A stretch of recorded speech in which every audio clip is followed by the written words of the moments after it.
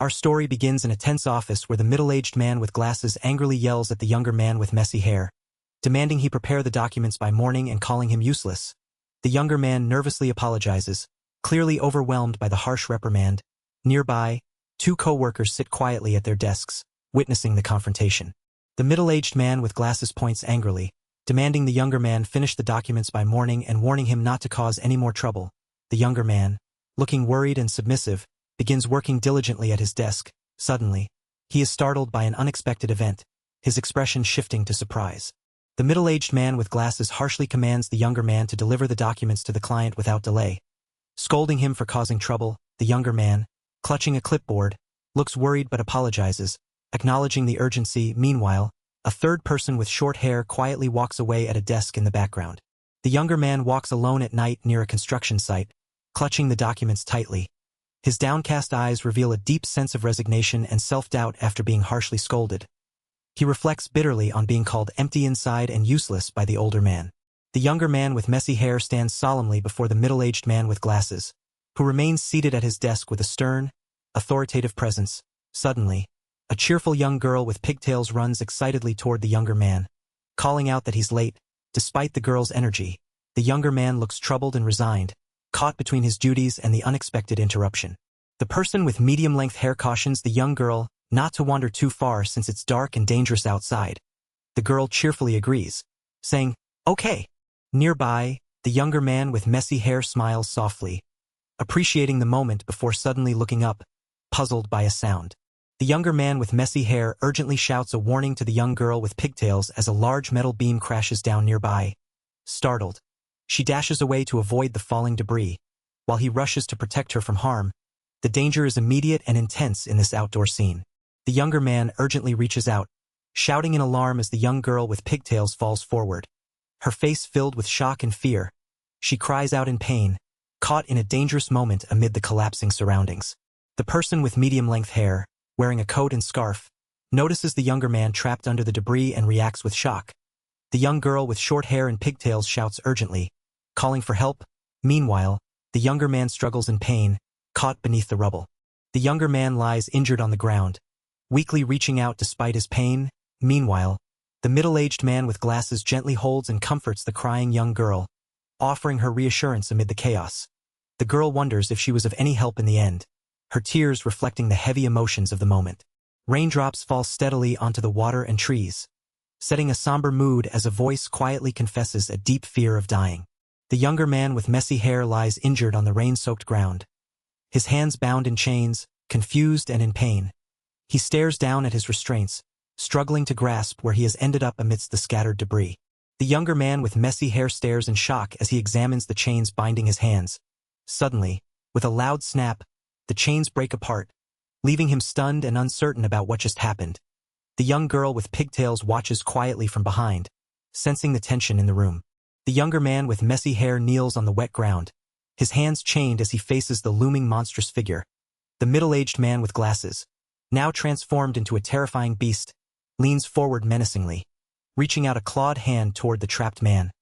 Rain falls around them, heightening the tense and threatening atmosphere.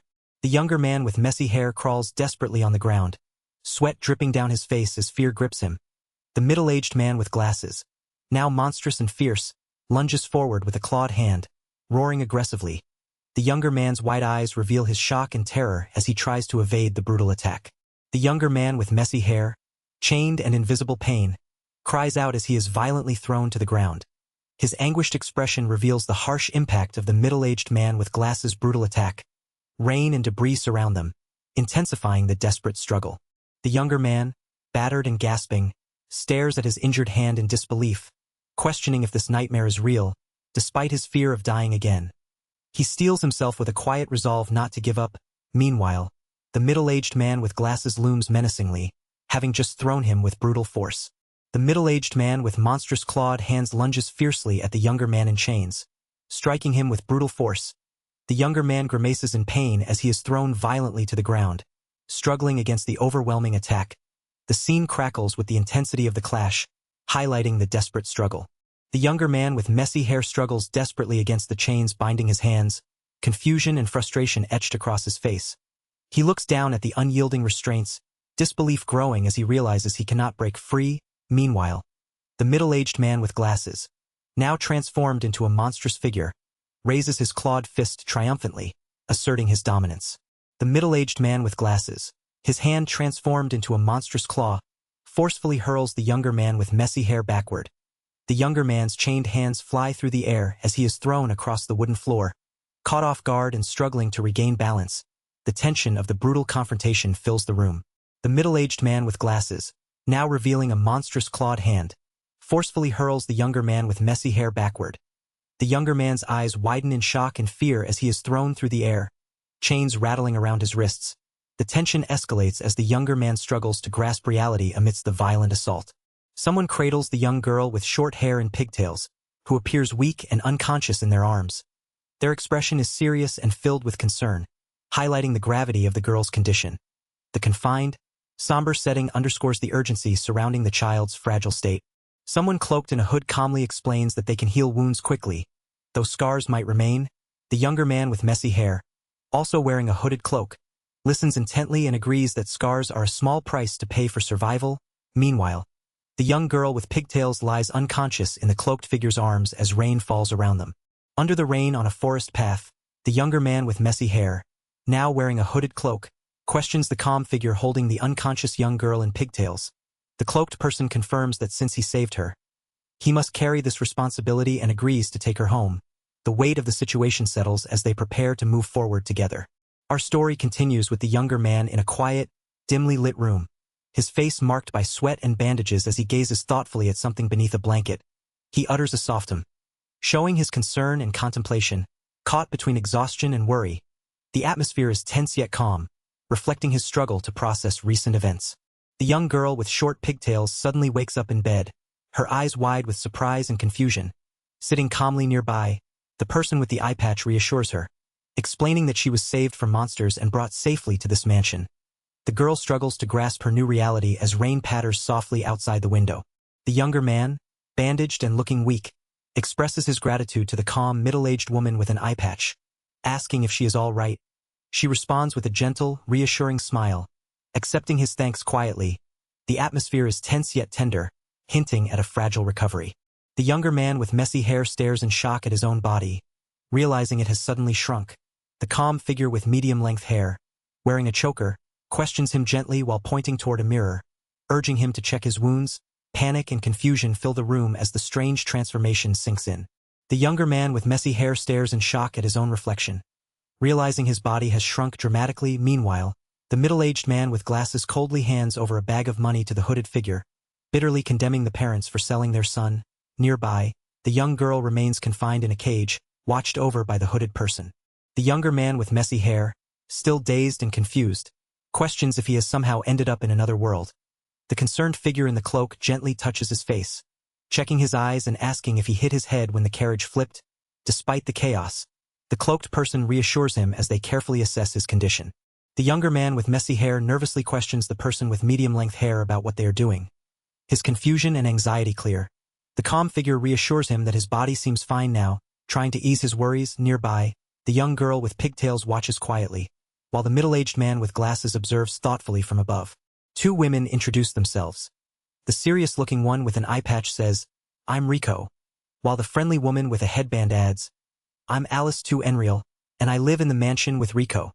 The nervous young man hesitantly tries to respond, stammering, I am," as the two encourage him to introduce himself. Rico gently asks the nervous young man if he can tell her his name, while Alice 2 Enreal calmly explains that names can be stolen by magic when people become slaves. The young man listens hesitantly, unsure about revealing his name. Rico then questions why he doesn't name himself, prompting him to consider his identity. The young girl with short pigtails looks up thoughtfully as Rico, the woman with the eye patch, contemplates the importance of giving her a proper name instead of a random one. The girl expresses her wish to have a simple name she can be called by, showing her hope for identity and belonging. Their quiet conversation highlights the significance of naming in this new and uncertain world. Rico suggests the name Rain with a slightly apologetic smile, trying to find a fitting name. The young man with short dark hair repeats the name thoughtfully, considering it. Meanwhile, someone calmly remarks that the choice is a bit simplistic but acceptable, as rain falls steadily outside the window. The person with medium-length hair in a cloak speaks seriously to the young girl with pigtails, offering her options to return to the town or village, or to try going back to her parents despite the difficulties. The girl looks worried and contemplative, unsure about what to do next after surviving so far. The young man with dark hair anxiously contemplates how to live in his altered body. His worry evident, Riko, the woman with the eye patch, calmly offers him reassurance, suggesting he can stay here if he feels uneasy about leaving. Nearby, the young girl with pigtails sits on the ground, sharing the tense atmosphere. The young man with short dark hair anxiously asks Riko if it will be all right for a while. Riko, confident and reassuring, insists it's their responsibility now and speaks about the young girl's potential and the possibility of living as an adventurer. Meanwhile, the young girl with pigtails listens attentively to their conversation. Riko firmly explains the care plan and living arrangements to the young man, who listens with a surprised and uncertain expression. The young girl with pigtails sits quietly nearby, absorbing the conversation. Overwhelmed, he admits he can't make such an important decision right away. The young girl with pigtails, bruised and desperate, pleads earnestly to stay under someone's care, fearing she might die otherwise. Her trembling hands clasp together as she looks up, her voice filled with vulnerability and hope.